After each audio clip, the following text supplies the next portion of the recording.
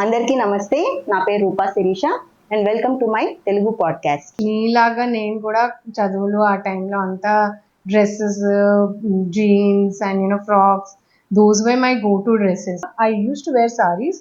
Barely ఏదైనా occasion ఉంది, ఎప్పుడైనా అవసరం ఉంది, అందరు వేసుకుంటున్నారు, లేదా ఫేర్వెల్ అది ఆ సారీస్ వేర్ లైక్ ఫేర్వెల్ అంటే అందరు సారీ వేసుకోవాలి. I somehow every time I wore a sari, I used to feel something nice about it. Suddenly, I saw people on Instagram, Facebook, handloom culture, this all coming up. Yeah.